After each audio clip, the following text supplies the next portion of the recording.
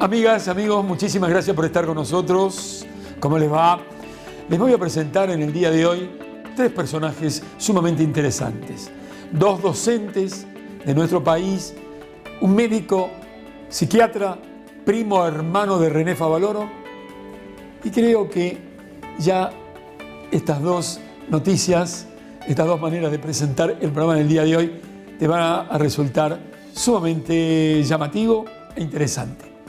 De manera tal que vamos en primer término entonces con dos docentes de nuestro país fundamentales en el área en la que están muy especializados.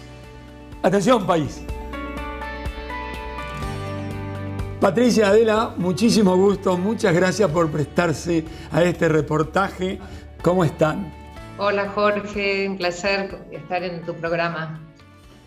Adela, ¿cómo estás? Hola, buenos días. Es un gusto saludarte, Adela.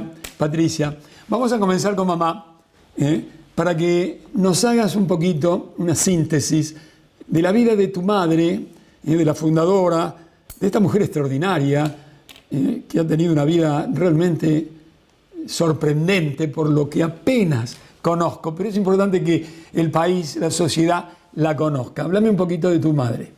Sí, encantada. Mira, Dorothy Muir, así se llamaba, ella nació en Jujuy, en el ingenio La Esperanza. Sus padres escoceses vinieron en el cambio del siglo pasado, ¿no? Por el 1900 y pico, se instalaron en Jujuy, y allí nació Dorothy, que iba al colegio primario, iba en un caballito, y hacía por correspondencia el colegio de Inglaterra. Cuando tenía 19 años o 20 quizás, ella ya era bailarina de tango, amateur obviamente, pero digamos, le sacó el jugo todo lo que podía en Jujuy y dijo, yo me voy para la gran ciudad. Y bueno, y así se vino a Buenos Aires y con su espíritu y su temple, y consiguió trabajo en la Embajada del Canadá, después trabajó para Viro, o sea, trabajó como secretaria bilingüe y llegó hasta gerente de marketing de la empresa Estée Lauder, que la mandaron a Nueva York. Después, bueno, se casó con mi padre, Ott, alemán, tuvo 3 hijas y solo se dedicó un poco a la docencia en los colegios, porque se certificó como docente a distancia también, acá en Buenos Aires, con Inglaterra. Y bueno, trabajó en los colegios de la zona como docente para criar sus hijas, pero quedó viuda. De golpe queda viuda cuando yo tenía 11 y dijo, bueno, estoy un poco grande para ser secretaria y como docente no sé si voy a poder mantener a mis 3 hijas. Entonces unió los conocimientos que tenía de secretaria y de docente y puso hace ya más de 50 años, 56, 57 años, una escuela de secretarias bilingües, que fue un boom. Una adelantada. Un boom. Porque las chicas que no tenían, de los colegios justamente donde ella había enseñado, si no tenían una vocación firme como ser médica o abogada o ingeniera, iban a lo que llamaban a lo de Mrs. Ott, porque a prepararse para un trabajo, porque fue la feminista de la familia, ¿no? La primera.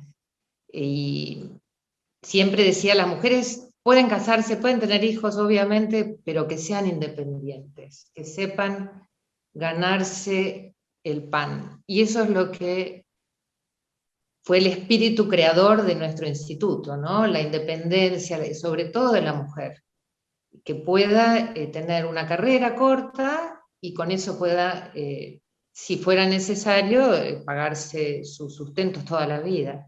Qué interesante. Y qué adelantada tu madre y tu abuela, en todo caso Adela, con este tema se adelantó a lo que hoy es lo virtual, porque esto vino para quedarse, Adela. ¿Conociste a tu abuela? Sí, por supuesto, conocí a mi abuela. Viví con mi abuela hasta la adolescencia o preadolescencia. Y fue una persona que marcó mucho mi vida y mi formación, mi espíritu. Yo siempre digo que ella está presente. Bueno, suelo preguntar estas cosas que interpreto lo van a compartir, que revalorizar el sentido de la familia es una manera importantísima, creo, de revalorizar el sentido de la vida, ¿no? Para ingresar en tema. ¿Dónde estudiaste? ¿Cómo fuiste como estudiante, Adela? A ver, ¿qué estudiaste? ¿Qué estudié? En mi formación profesional estudié cine. Me formé en la Escuela Nacional de Experimentación y Realización Cinematográfica, cuando estábamos ahí un poco en el pasaje entre lo analógico y lo digital, así que filmábamos con cámaras de rollo fílmico, pero después lo pasábamos a islas de edición y editábamos en islas de edición digitales, así que esa es mi formación que arrancó con el cine. Después estudié la carrera de artes en la Facultad de Filosofía y Letras en la UBA, Ah, mira vos. y tengo una formación como en comunicación, digamos. Hoy en día creo que me defino como comunicadora. Y en OT llevamos adelante una revista digital con estudiantes. Es un proyecto que involucra estudiantes, egresados, docentes, y lo que hacemos es hacer periodismo cultural de alguna forma, y todo se nuclea en un taller en el cual nos encontramos semanalmente y generamos estos textos para los cuales, por supuesto, hace falta tener mucha lectura, ¿no? Porque para escribir y encontrar la voz propia eh, hay que leer. Muy bueno esto que dices, me llena de alegría. En realidad es la lectura y la escritura desde el placer. A mí me gusta trabajar desde los deseos y las motivaciones personales para que eso realmente no sea un deber, sino que realmente se conecte cada persona con lo que le gusta hacer y con lo que le gusta leer. Entonces empiezo a trabajar desde lo que hay, en vez desde la falta, y decir qué es lo que te falta leer, y que eso siempre puede abrumar a las personas. Dicen, bueno, ¿y por dónde arranco si no me gusta leer o me siento y me distraigo? Bueno, pero vos ¿qué lees? Ya por empezar, leemos todos los días redes sociales, mensajes de WhatsApp, estamos atravesados por la escritura y por la lectura, entonces empiezo a hilar fino desde lo que hay y avanzar sobre eso, porque si trabajamos sobre la falta, después no podemos, es como un sentimiento un poco abrumador y digo, uy, ¿para dónde voy? Si no me leo un libro de 700 páginas, no leo. No, yo arranco con lo mínimo, y de lo mínimo empezar a amplificar. Esa es un poco mi estrategia para fomentar la lectura. Maravilloso. La lectura también está en la observación, no solamente en los libros o en las computadoras o en los teléfonos. Observar al otro, observar la naturaleza, la vida misma. Quería decir algo, Patri.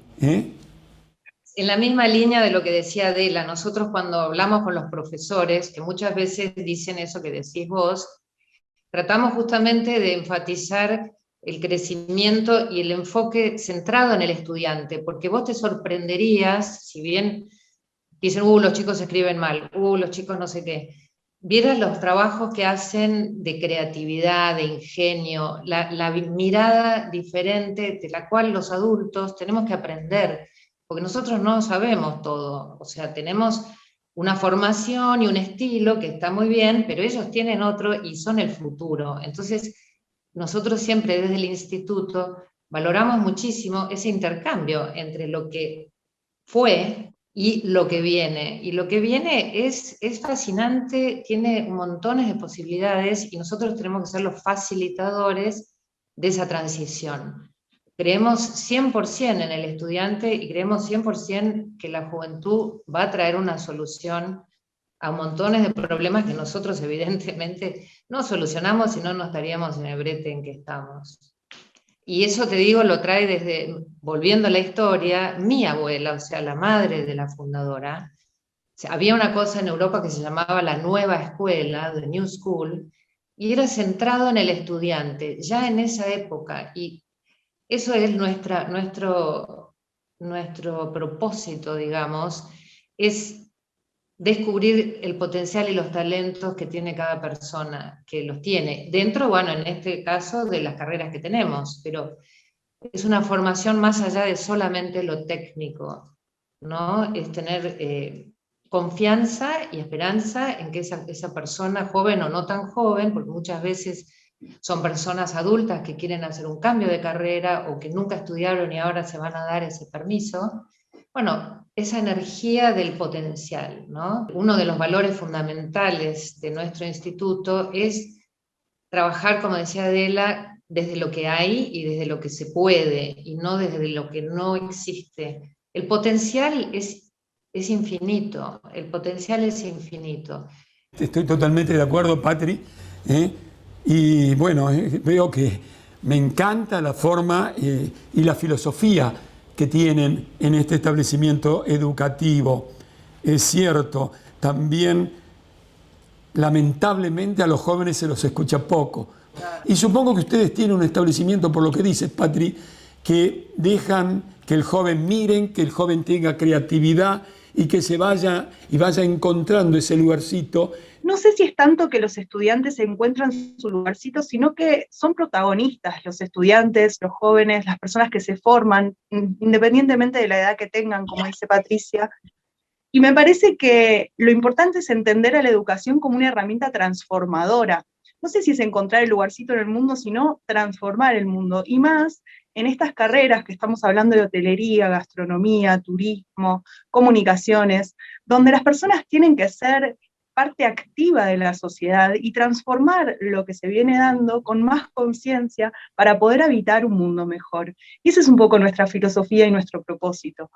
Me parece importante remarcar que la educación es una herramienta transformadora.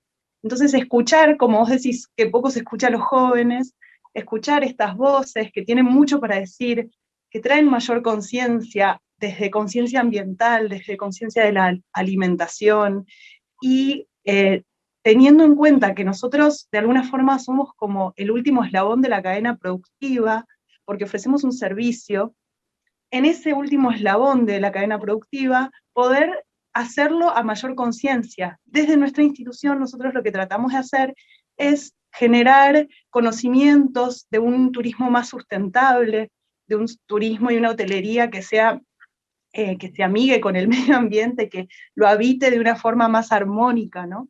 Es un poco eso lo que estamos fogueando entre los jóvenes y apuntamos a un futuro mejor. Yo diría que hay que transformar muchas de nuestras acciones y pensar en el futuro y construirlo a mayor conciencia. O sea que el establecimiento tiene un camino muy trascendente en cuanto a la revalorización del sentido de la educación. Porque, Exacto. claro, Exacto. y ustedes están haciendo o pretenden hacer, y es correcto y es maravilloso, una revolución en ese sentido. Desde un establecimiento educativo, formativo, y capacitando a la gente para el trabajo de la hotelería, del turismo, de la comunicación, que el país necesita, hay algo mucho más que es integrarlos con la educación. ¿O exagero, Patri? No, para mí, para nada, porque no exagerás en absoluto. Te quiero recordar que gastronomía, porque me parece que no la tenés muy presente, también es una carrera que también es transformadora, porque ahora está toda la situación de comer el kilómetro cero, ¿no? El famoso concepto de que la comida sea de la zona, que no se haga vuelos internacionales para traer una frutilla de no sé dónde cuando no es la época, ¿no? Se está cambiando el concepto de cómo comemos, de cómo viajamos, de cómo vivimos. Entonces, no me parece exagerado que un proyecto educativo sea transformador. Es más, yo a veces estoy ahí y viene una abuela trayendo a su nieto a estudiar con nosotros porque dice, a mí me pasó esto cuando estudié con tu madre, y son experiencias transformadoras. Entonces, no me parece exagerado, que no tiene que ver solo con el contenido y el concepto, tiene que ver con eso que hablábamos antes, de empoderarte y de sentir que vos podés, hacer tu rol en este mundo. Cada uno tiene un rol y esos chicos van a encontrar, o esos estudiantes van a encontrar el suyo. Pero nosotros, o sea, la educación en general debería ser el puente transformador, ¿no? Donde no se estructura y se baja línea y se dogmatiza, sino que se abre la posibilidad. Esa es la tarea más linda, porque a veces lo vemos delante de nuestros ojos, en 3 años de carrera, por ejemplo, cómo alguien va cambiando su enfoque y se siente empoderado y puede realizar lo que soñó realizar. No siempre son empresas grandes, como decía Adela, a veces hay muchísimos emprendedores entre nuestros egresados, tanto de gastronomía como de turismo, como de hotelería, que hay muchos emprendedores en comunicaciones también. Así que bueno, no exagerados, me parece que no nos tenemos que achicar, ni nosotros ni nadie, hay que pensar grande. Dorothy, cuando vino de Jujuy, hay que tener coraje, que es una cosa importante, hay que tener los valores, hay que tener obviamente una formación, pero después hacerlo, ¿no? Porque si no, la vida es corta. Uno cree que hay un árbol afuera en la vereda de mi casa que va a vivir más años que yo. Y él sigue mirando. Bueno, yo quiero hacer con mis años lo más que puedo, por una satisfacción personal, obviamente, pero también si es por un otro, mucho más lindo. Adela, a mí me llama poderosamente la atención, y lo reitero, que un establecimiento, un reportaje que pensé que solamente iba a tener como respuestas: estudian en mi establecimiento educativo, capacitamos a esta gente en esto, y nada más, que no es poco. Ustedes tienen un sentido, ingresan en la vida de cada estudiante. Sí, a mí me sucede mucho dando clases que siempre pienso cuánto más aprendo yo de mis estudiantes que ellos de mí. Entonces ahí es donde realmente se genera un intercambio, y realmente no lo digo por como llenarme la boca de palabras lindas, sino realmente me dan muchísimo conocimiento mis estudiantes. Y me parece que eso sucede en la institución por cómo hay un trabajo muy personalizado con cada estudiante. Entonces, ese seguimiento, esa cercanía, ¿no? Nosotros tenemos un eslogan que es cerca tuyo para que llegues lejos. Y es real, no es simplemente un eslogan. Es decir, que a Patrick, que este establecimiento educativo que te tiene al frente, hay un nosotros. Para eso se requiere, Patrick, además de conocimientos, creo yo, como todos los órdenes de la vida, ¿sí o no? ¿Pasión? Sí, obvio. La pasión es lo que mueve la vida, ¿no? Nosotros tenemos pasión por lo que hacemos, todo el equipo. Tenemos un equipo maravilloso de profesionales, tanto en la parte de organización como en el aula, los docentes. Los docentes que tenemos, los profesores, cuando hacemos las reuniones, también son fascinantes porque cada uno trae su experiencia del aula.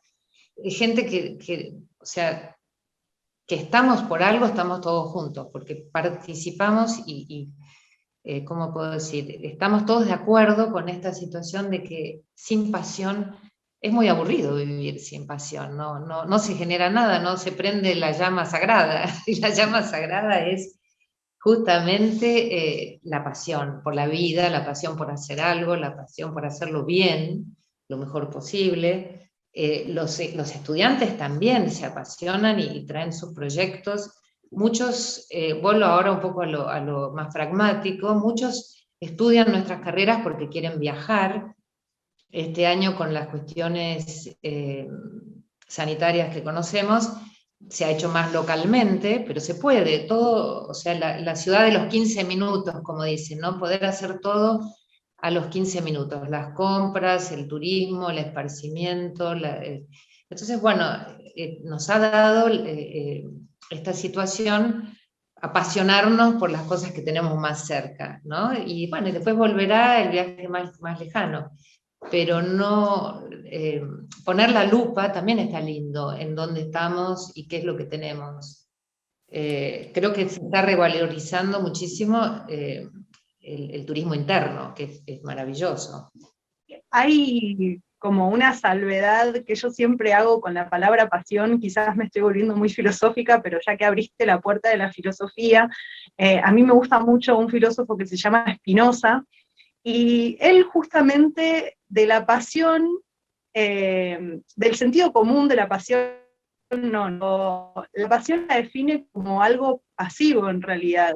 Y yo quizás lo transformaría en acción, que es algo que Patricia recién dijo, que hablando de los emprendedores, de llevar a la acción, y me parece que eso es un afecto más alegre, ¿no? El de la acción, no quedar en la pasividad, haciendo un juego de palabras nada más, no estoy tirando abajo la pasión, pero me parece que es interesante pensarlo en relación a la acción, a todo lo que podemos hacer, ¿no? Al potencial, y ese potencial de acción, llevarlo a su máxima expresión.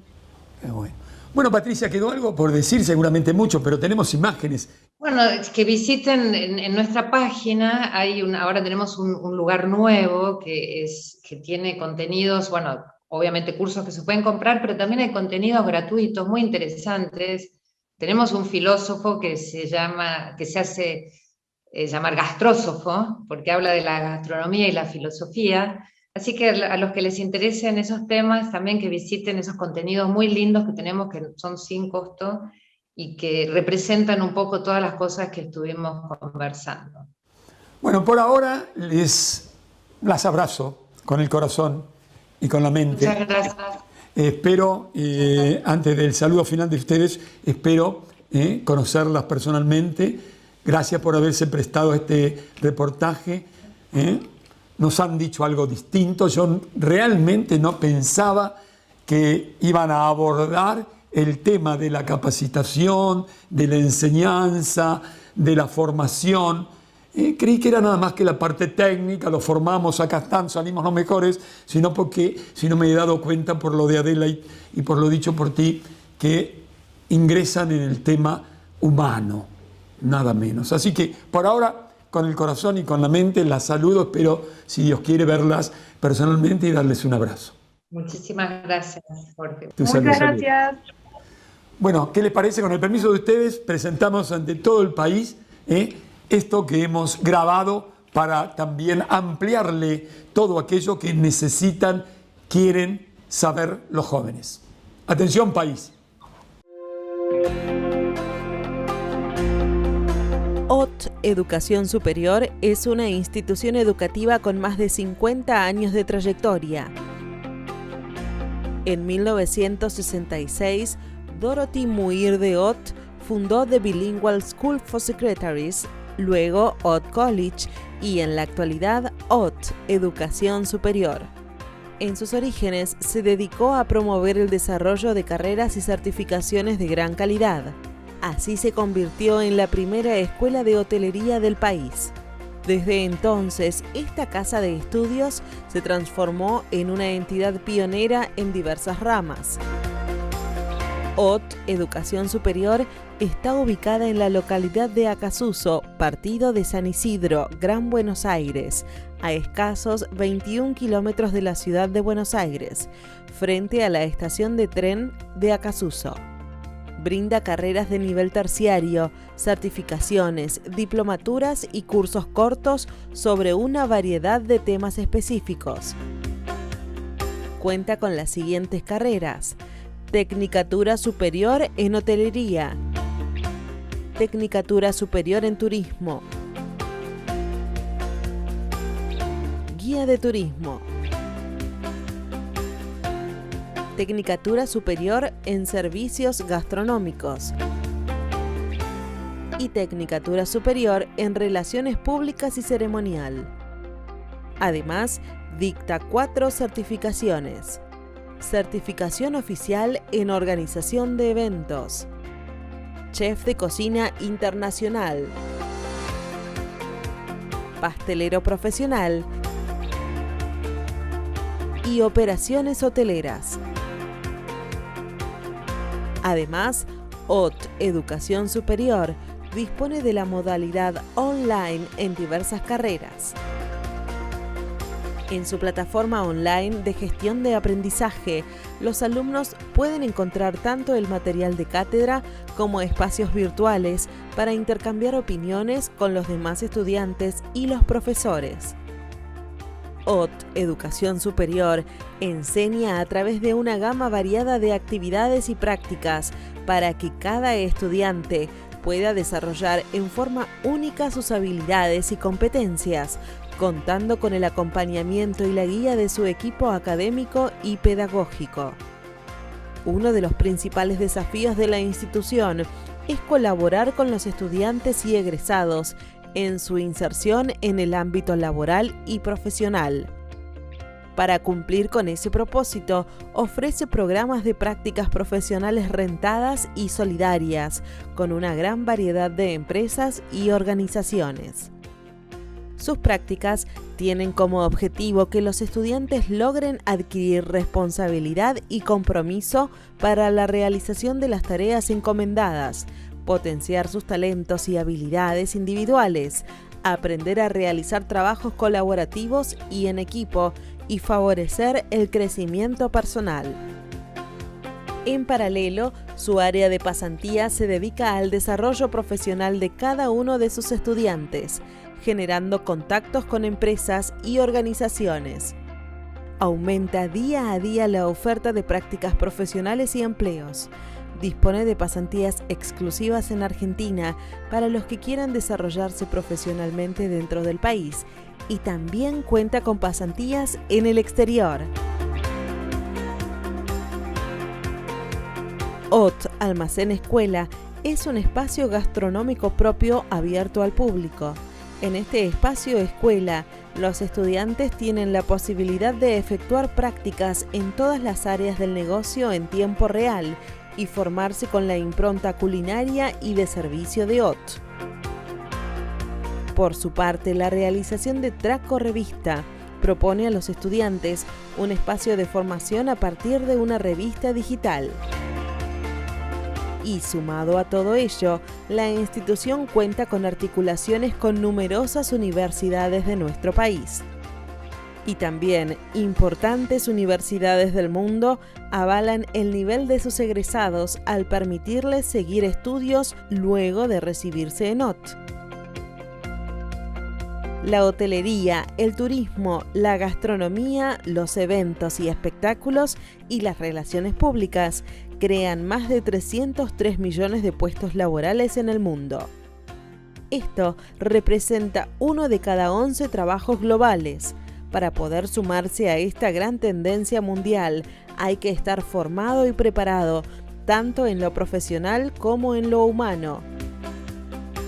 OT Educación Superior te provee una combinación de sólida formación teórica con prácticas de excelencia en un marco innovador para que tu experiencia educativa sea única.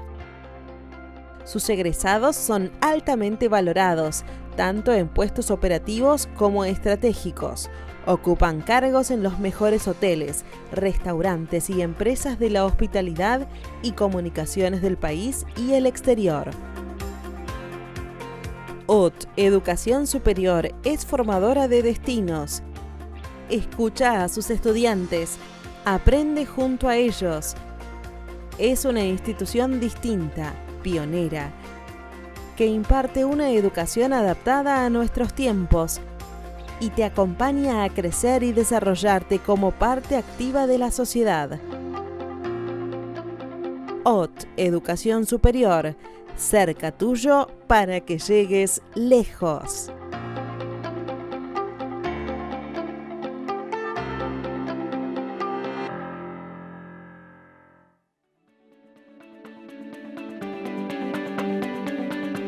Bueno, Jorge, antes que nada un saludo, nos conocemos hace ya mucho tiempo y yo siempre destaco la tarea que tú realizas en la televisión.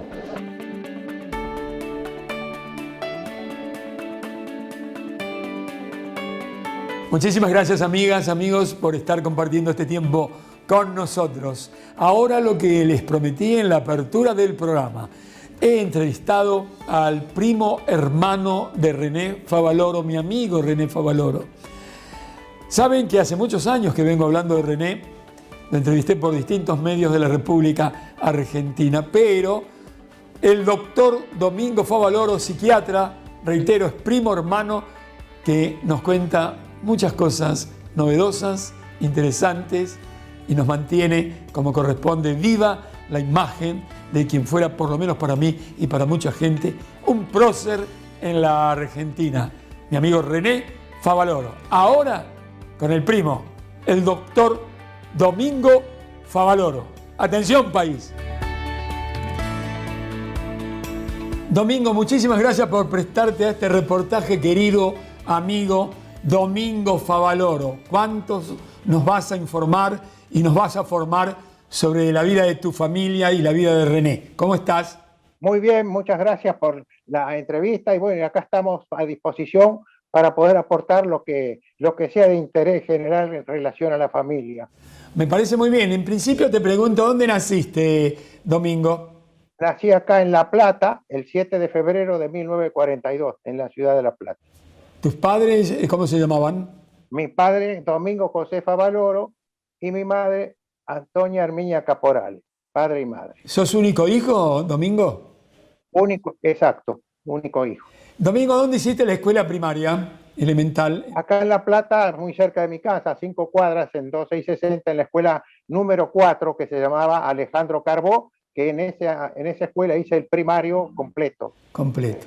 Con posterioridad ingresé al famoso Colegio Nacional de La Plata, en donde ingresó toda la familia, todos los Favaloro pasaron por el Colegio Nacional, y bueno, y terminamos el Colegio Nacional desde el 55 al 59, y tuve grandes profesores, muchos de los cuales eran profesores titulares en la facultad, y a su vez eran profesores en el Colegio Nacional. En esa época se estilaba que los profesores de las cátedras del Colegio Nacional eran titulares en la facultad, en cada una de sus cátedras. Lo tuve a Enrique Loé del Palumbo, a mucha gente que fue famosa en su época, y llegué a tener como profesora de inglés la misma profesora que llegó a tener René 20 años atrás, que se llamaba la señorita Ford, que tenía la característica que cuando entraba hablaba en inglés, desde el momento que entraba al aula hasta que se iba, o si alguien la encontraba en el pasillo, hablaba directamente en inglés para que nosotros estuviéramos entrenados con el idioma.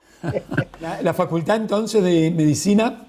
La Facultad de Medicina acá en La Plata, 60 y 120, y la vieja facultad, donde también estudiaron todos los Favaloro, como dijimos, toda la familia nuestra estudió ahí, y bueno, hice toda la carrera en la Facultad de Medicina, egresé con el título de doctor, porque hice el doctorado en su momento, porque hay dos títulos, uno el de médico y otro el de doctor. Yo hice la tesis posterior después de recibirme, y eso permitió que uno tuviera el doctorado, que la diferencia con el de médico es que uno puede incluso tener actividad docente que lo habilita ese título de doctorado. Bueno, ahí nos recibimos con el doctorado mediante en el año 71, y ya a partir de ahí ya tenía directamente pensado cuál iba a ser mi especialidad, motivo por el cual en los últimos años de la carrera el Ministerio de Salud en esa época nos daba pequeñas becas a los mejores promedios de la facultad para ocupar en los distintos hospitales de la ciudad y sus alrededores una guardia de 24 horas que hacíamos en forma semanal, y nos da una pequeña beca. Yo, teniendo un promedio para quedarme en la ciudad de La Plata, como ya tenía la idea de ejercer la especialidad, resigné el hecho del confort de estar cerca de mi casa, en un hospital de la zona, para irme a 15 kilómetros de acá, al Hospital Neuropsiquiátrico Alejandro Cor, donde hice toda mi carrera, y ahí estuve como practicante menor, como practicante mayor, y a su vez entrenándome ya en lo que iba a ser mi futura especialidad cuando me recibiera de médico. Es decir, que cuando me recibí de médico ya tenía un entrenamiento en un hospital psiquiátrico de 2 años de antigüedad que me sirvió muchísimo, porque con posterioridad a que yo me recibiera, inmediatamente volví al hospital para estar al lado de los grandes profesores, y hice durante 2 años, en el año 71, el 73, una concurrencia gratuita, yendo de lunes a sábado todos los días, para estar al lado de grandes profesores de la época. Esos 2 años, para mí fue un placer ir en forma gratuita, porque el pago estaba dado con lo que yo incorporaba como conocimiento para el futuro. Qué bueno. Para mí eso me marcó mucho, en una época donde había grandes referentes en la profesión, el doctor Jorge Rosas, que después también fue titular de la cátedra y fue director del hospital también, fue uno de los referentes míos con el cual tuve un contacto muy grande, y además como coincidencia, el doctor Jorge Rosas fue compañero de estudios de Juan José Favaloro, o sea, el hermano de René Favaloro. Y yo tenía la ventaja de haber estado esos 2 años antes en el hospital como practicante atendiendo las emergencias agudas, siempre al lado de un médico, porque no tenía el título todavía, pero el hecho de haber tenido el entrenamiento con los cuadros agudos y con los cuadros crónicos de los pacientes internados hizo que el doctor Rosa, a los 6 meses que yo estaba haciendo la concurrencia, se enfermó un jefe de sala, de los que era un jefe de sala titular, porque el hospital tiene una amplitud de 3 cuadras de largo por 15 cuadras para cada lado, o sea que es prácticamente casi un pueblo. Y bueno, ese médico se enfermó y a los 6 meses de estar yo en el hospital, en el servicio de él, me encargó el manejo de la sala con 44 pacientes psiquiátricos, teniendo yo 6 meses nomás de concurrente en el hospital. Y lo cumplí esa tarea hasta que volvió el jefe de esa sala 6 meses después. Y sin darme cuenta yo, eso me permitió sacar en relación a mis compañeros, a los colegas, una cierta ventaja que yo no la busqué, sino que se fue dando en función de mi vocación de superación. Yo siempre dije, cuando llegué al hospital, sin sentido peyorativo, dije yo voy a ser director de este hospital, pero no con el sentido competitivo. No, con el sentido de perfeccionamiento. ¿Por qué? Porque cuando uno elige como objetivo lo máximo, eso lo estimula para llegar dentro de lo posible a ese objetivo. En cambio, si uno se conforma con objetivos de mínima, cree que ya está cumplido y que ahí termina la cosa. No, yo lo hice en función de capacitación y de mejoramiento de los conocimientos. No tengo ninguna duda que fuiste un gran profesional, muy estudioso, y que debería ser hoy incluso una persona de consulta para todo aquello que tenga que ver con la psiquiatría. Pero primero vamos a ordenar un poquito esta charla. Me gustaría que nos empezaras a contar, qué lindo esto de contar, como si estuviesen niños aquí, sentados al borde de la cama esperando aquel cuento que tiene que ver con la realidad vivida de esos italianos queridos, reitero, que han formado la familia Favaloro, de la que vos formás parte. Por favor, tus padres, ya lo has dicho, quisiera tus abuelos, quisiera que hables del papá de René Favaloro, que por eso fue esta charla, porque vos sos un gran difusor, casi diría yo, un biógrafo necesario para mantener viva la imagen de quien fuera para todos los argentinos un prócer como tu primo René Favaloro. A ver, toda esa historia creo que es muy importante que nos vayas mostrándole a nuestra audiencia y al país. Correcto. Voy a tratar de ser sintético porque hablar de la familia es hablar de muchos años, pero todo esto yo lo remonto a la llegada de nuestros abuelos de Sicilia, de una de las islas eólicas que existen en Italia, que es la isla de Salina. Son las 6 o 7 islas eólicas que están separaditas del continente, que a través de Messina, con el vaporeto que hace el viaje, permite ir entrando a cada una de esas islitas, y uno va conociendo esas islas, y una de ellas es la isla de Salina, y en esa isla fue donde realmente nacieron mis abuelos. Lo cuento en detalle porque en el año 2000, coincidentemente con la desaparición de René Favaloro, ese hecho ocurre estando yo en Europa, precisamente haciendo el viaje tan ansiado de conocer la tierra de mis abuelos. Entonces René me hizo lo que quizás fue la última carta que escribió René, una carta de presentación para el síndaco de la isla de Salina, para que yo pudiera ponerme en contacto con él. Y así llegué yo a esa islita de Salina, cuyo puerto de Santa Marina, Salina, es de donde partieron mis abuelos a fines de 1880, o sea, en la década de 1880, una de las primeras inmigraciones acá que llegó al país. Y bueno, y conocí y estuve viendo, aunque parezca mentira, la casa que era de mis abuelos. Ahí todavía tengo la imagen grabada del mar Tirreno, que es parte del Mediterráneo, en esa parte de Sicilia, que es una verdadera postal, y ahí estaba intacta la casa con esa construcción que se hacía ya en la década del 800, pero que curiosamente no pude ingresar para ver la casa. ¿Por qué? Porque cuando los abuelos se fueron de Italia, dejaron todo. Alguien ocupó la casa, se quedó ahí, también los sucesores que quedaron en esa casa. Eso hizo que eran muy desconfiados, los tanos desconfiados, pensaban que yo iba quizá a buscar algún objetivo. No, el objetivo mío era conocer la casa donde nacieron mis ancestros. No pude entrar porque me dijo el síndaco, o sea, el intendente de allá, no vas a poder entrar porque acá ni René, cuando estuvo en la isla, tampoco pudo entrar en la casa de los abuelos, me dijo. Bueno, perfecto. Y así fue. Y así fue como me sorprendió enormemente la ascendencia que René tenía en Italia, en la isla, porque apenas llegué a la intendencia. ¿Y qué ocurrió? Se enteró el intendente, estaba la secretaria, vino el intendente, pararon toda la actividad en el municipio de Salinas y me invitaron directamente a la casa del intendente. Se revolucionó el pueblo porque la isla de Salinas tiene unos 2000 habitantes, viven prácticamente de la pesca con sus barquitos y demás. Y bueno, y prácticamente eso me significó la importancia, que a veces desde cada uno no lo tiene, que René tenía en la isla. Y me entero después que René ya tenía 3 o 4 personas que le había hecho el bypass en la isla, que habían venido a operarse acá y habían vuelto a Italia. Y cuando a la mañana siguiente en la isla, en el pequeño cafecito que había ahí en Salinas, yo fui a tomar un café, como tengo bastante parecido con la figura de René, Sí. y sabía que estaba yo, vinieron todos los del pueblo a saludarme, y para mí fue una sorpresa enorme la difusión que Favaloro tenía en esa pequeña islita tan remota y tan lejana.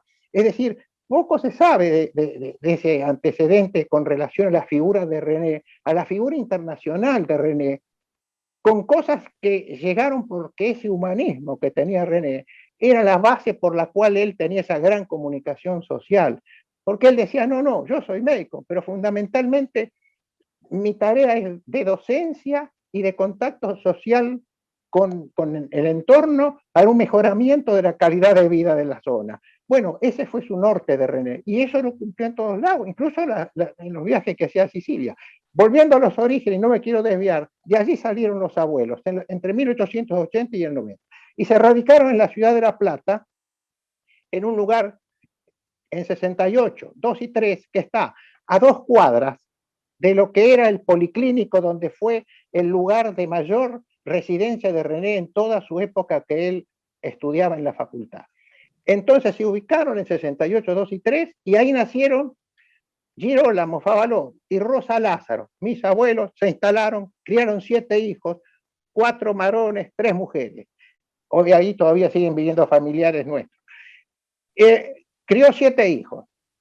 Y los hijos, a cada uno en esa época, estamos hablando del 90, el padre de René nació en 1893, la mayor nació en 1891, mi padre nació en 1895, todos estamos hablando del siglo XVIII. Bueno, a todos los hijos le dio una instrucción, un oficio. El papá de René era ebanista, más que carpintero, porque era ebanista de los de antes. Un hermano más, Jerónimo, que de ahí viene también la descendencia del apellido de Girolamo, el padre, también fue ebanista. Mi papá fue tornero de alta precisión. Las mujeres aprendieron también un oficio, y siendo feriante y zapatero durante toda la trayectoria en que se educó a los hijos, él los mantuvo y les dio ese oficio con esas 2 tareas, feriante y zapatero, que estaba muy orgulloso toda la familia de nuestros referentes, que fue así. ¿Y qué ocurrió? De los 7 hijos que tuvo, además de los que trabajaban, en un momento dado, uno de ellos tenía ambiciones de poder elevarse culturalmente para poder ingresar en una facultad. Hay que pensar que en la década de 1920, 1930, ingresar a una facultad a un nivel terciario no era nada fácil para alguien de clase media, era muy difícil porque en ese momento había una tradición social que mantenían las posibilidades vacantes para aquellos que venían ya de familias tradicionales. Entonces, los varones hicieron una especie de vaquita, mi papá, el papá de René, Jerónimo, y juntaron un poco como para que Arturo Cándido Favaloro, fuera el primer médico que puso el mojón para que después continuáramos con la carrera. En la década del 20 o del 30 empezó Arturo Favaloro a estudiar en La Plata en lo que era la Escuela de Medicina, porque la Facultad de Medicina se creó en 1934, completa. En el año 30 era una escuela de medicina, no era facultad todavía. Entonces empezó Arturo, con el apoyo de la familia, a estudiar acá y terminó en Buenos Aires, en la capital federal, recibiéndose. Cuando René nació, ya mi tío, que era médico, estaba en Avellaneda. En los veranos René con mi tío iban a Avellaneda, lo visitaban y René lo acompañaba a mi tío Arturo a hacer los famosos auxilios a domicilio cuando terminaba el consultorio, hacía las visitas médicas tradicionales de una época donde el médico iba a la casa de los pacientes y era casi un familiar más de los pacientes, porque no solo lo asistía, sino que después quedaba un vínculo muy importante. Todos tenemos esa referencia, yo también la tengo. Cuando éramos chicos y venía un médico, había un vínculo muy grande, no solamente desde el punto de vista médico, sino desde el punto de vista humanístico. Bueno, entonces, René tuvo esa vocación a través de ese contacto con el tío Arturo. Y bueno, eso fue lo que lo inspiró a él y que también lo llevó a ser médico. Y como al hermano Juan José, 3 años menor, porque René nació el 12 de julio del 23 y Juan José nació el 6 de enero del 26, siguió la tradición y fue el tercer médico de la familia. El cuarto médico de la familia fui yo, Domingo Sergio Carlos Favaloro, hijo de Domingo José, y el quinto fue Mariano Favaloro, hijo de Arturo, del primer médico. Y el sexto y séptimo, Roberto y Liliana, son los sobrinos de René, hijo de Juan José, que murió en un accidente. Ahí completaron los 7 médicos Favaloro en la familia, en la Centuria de 1900 hasta terminar el año 2000, donde la Facultad de Medicina de La Plata, el Colegio de Médicos y la universidad nos hizo un pequeño homenaje, estando René vivo, un homenaje por ser la única familia en la ciudad de La Plata, desde que la ciudad de La Plata se fundó en 1882, que tenía 7 médicos en 3 generaciones. Hacemos un paréntesis, Domingo, aquí, para resaltar la figura de ese abuelo feriante, ¿no? Extraordinario. Sí. El origen de un hombre humilde, pero con deseos profundos de que toda su descendencia pudiese avanzar, estudiar, ser universitarios, y lo logró. Sus sueños fueron logrados. 7 Favaloros médicos. Esto es importante resaltarlo, ¿no? La pregunta que te quiero hacer, si tu abuelo vio como médico a su hijo, a uno de los hijos médicos, que es tu tío. Al único hijo médico, que fue Arturo Cándido Favaloro, el único que alcanzó a ver, porque los demás se recibieron mucho tiempo después, porque él murió en la década del 30, René, que fue el más cercano, se recibió en 1949, quiere decir que ya no pudo ver a ninguno de los otros Favaloro que fuimos médicos. Nos dejó un legado importante de mejoramiento, valores éticos, valores morales, el esfuerzo permanente para el logro de objetivos, el esfuerzo que significaba el querer lograr, digamos, un perfeccionamiento sin pensar en la parte remunerativa, porque siempre en la familia predominó el hecho del mejoramiento, de la capacitación intelectual, porque lo demás, si venía como un agregado, pero nunca pusimos la parte material sobre la parte intelectual, sobre los valores del ser humano. Siempre eso quedó relegado y siempre nos movimos a nivel familiar con un muy bajo perfil, porque la misión nuestra vocacional era de apoyo al paciente, de actuar en nuestra profesión, y ahí terminaba la cosa. Todo lo que sea de tecnología y todo lo que sea conocimiento científico lo exponíamos en los congresos en donde cada uno cursó o en los trabajos que cada uno presentó, pero nunca lo alardeamos de ese objetivo porque nos parecía hasta incómodo hacer referencia. Más, cuando a alguno de nosotros, y a René también le ha pasado, mencionaban los logros que habían obtenido, René se sentía muy incómodo porque no quería ni siquiera que se hicieran comentarios o trascendencia con relación a lo hecho. René solo decía, yo cumplí con mi vocación. y ahí termina la historia, como lo puede hacer cualquier ser humano. La familia Favoloro, con 7 médicos tan laboriosos, tan estudiosos, ¿tenían tiempo para reunirse en familia? ¿Vos los podías hacer? A ver, contanos algo. Sí, nos reuníamos en familia, teniendo en cuenta que yo vine un poco más demorado en relación a los demás, por ahí hay 20 años de diferencia con René, pero siempre, yo de los recuerdos que yo tengo en directo, es que sí, teníamos reuniones y generalmente el día sagrado para todos nosotros, los Favaloro, era el 1 de año, que era el día donde nos reuníamos absolutamente todos en la casa de Juan Favaloro, o sea, en la casa del padre René, que ya se había mudado de la casa de los abuelos, que donde él nació, 68, 2 y 3, a la tradicional casa donde siempre vivió en 5, 69 y 70, muy cerquita de ahí, donde en ese lugar nos reuníamos. Que curiosamente en esa casa, cuando René estuvo en Arauz, cuando se fue a Arauz, mi tío, con el apoyo económico de René, compró en el lote de al lado, hizo la construcción de otra casa al lado, ¿no es cierto? Que la preparó para un consultorio hipotético cuando René volviera de Arauz. Pero lo curioso del caso, que esa casa que todavía está, nunca funcionó como consultorio, jamás René atendió, aunque parezca insólito, un solo día en la ciudad de La Plata, porque René, después que vino de Arauz, empalmó con el viaje a Estados Unidos, y cuando volvió de Estados Unidos se fue a vivir a Buenos Aires. Es decir, que esa casa y ese consultorio armado con todos los elementos nunca funcionó porque René nunca se instaló en esa casa. En esa casa nos reuníamos los familiares todos los primeros de años para festejar el nuevo aniversario. Y bueno, y era sagrado ese día porque era el día donde se reforzaban los vínculos afectivos que la familia tenía. ¿Qué comían? La reunión familiar era tradicional. Me acuerdo los matambres que hacían mi tía y las demás mujeres de cada uno de los integrantes. Después se hacían la famosa raviolada con los tucos de antes, con la salsa casera, la carne mechada que se hacía como ingrediente, donde también acompañando a los matambres se hacía la ensalada rusa casera, que eso era de entrada. Después venían las pastas, que eran generalmente los ravioles, que eran las delicias cocinados por la madre de René, con un tuco casero, y después venía la famosa ensalada de fruta, que se hacía con todas las frutas de estación, que se elaboraba, y después se remataba con los clásicos, con los turrones, con los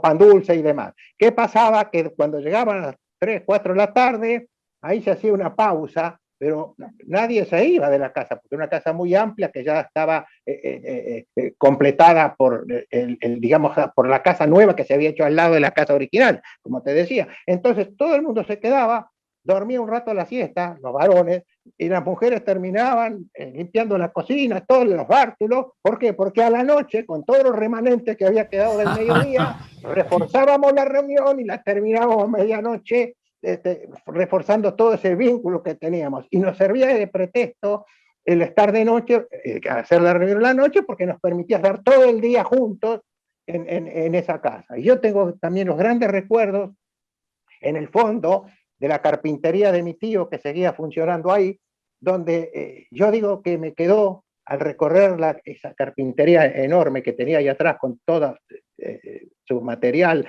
las maderas, las sierras y demás, que me quedó grabado para siempre el olor a la viruta de la carpintería. Es un recuerdo imperecedero que me quedó de esas recorridas que yo a la tarde, cuando todo el mundo descansaba, daba una vueltita, me iba a la carpintería para sentir el aroma de la madera que estaba en la carpintería. Eso me quedó muy grabado. Primos hermanos, además los dos triperos, hinchas de Gimnasia. Y los dos fuimos dirigentes del club. Y los dos fuimos casualmente... No sabía eso. ¿René fue dirigente de Gimnasia? Sí, René fue en la década del 83, 84, juntamente con Héctor del Mar, que era el presidente, fue el que hizo la unificación de la lista en Gimnasia para que no hubiera elecciones, y formó parte de la comisión como presidente del Tribunal de Honor en 1984, cuando Gimnasia asciende de primera vez ganándole la final a Racing de Avellaneda y sube a Primera División. René era presidente del Tribunal de Honor. Yo había estado en la comisión antes que él, un par de años antes, y con posterioridad, ahora hace muy poquitos años, hace 5 o 6 años atrás, yo volví a ser casualmente presidente del Tribunal de Honor de Gimnasia y nuevamente con la presidencia de Héctor del Mar, que ya tenía 83 años, de nuevo en el club. Lo curioso también de la familia Favaloro es que Héctor del Mar y Favaloro estuvieron juntos en los 2 periodos distantes en la comisión de Gimnasia, y los dos, tanto René como yo, fuimos presidentes del Tribunal de Honor del club. Eso también es un hecho bastante curioso en la familia, ¿no? Bueno, te digo que ejerce el Tribunal de Honor es porque justamente se eligen a las personas que tienen honor. Esta es la primera parte de una serie de reportajes que vamos a llevar adelante con el primo hermano del doctor René Favaloro. A partir de ahora, mi amigo Domingo Favaloro, un psiquiatra con una trayectoria inmensa. ¿Tu esposa cómo se llama? Cortito por ahora, tu esposa querida. Juliana del Rosario Malardini. Ella nos ayudó a que esto salga al aire. Te mando un gran abrazo, querido Domingo, y un beso a tu encantadora Igualmente, esposa. Jorge, muchas gracias por la entrevista y a tu disposición para lo que necesites o para continuar con todo esto, que para mí es un verdadero placer hacerlo.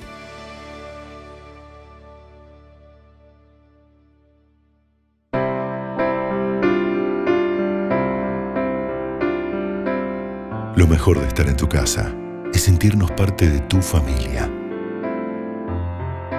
Acompañarte en muchos de tus momentos. En la cocina, conquistando nuevos horizontes. Y en la mesa, alimentando los corazones. Hoy nos vemos desde lejos, pero nos acercan algunas sonrisas. Gracias por abrirnos la puerta. Vos y nosotros sabemos que vamos a seguir juntos, porque entre todos, todo es posible. Coto, yo te conozco. Cuidar el agua nos asegura el futuro. Es un mensaje de la Federación Nacional de Trabajadores de Obras Sanitarias, FENTOS. No dejes pasar de largo lo que te hace bien. En Mar de las Pampas, Cabañas Lemú te espera todo el año con todas las medidas de seguridad e higiene que requiere la situación actual. Hace tu reserva telefónicamente o en nuestra web. Cabañas Lemú, 100% naturaleza.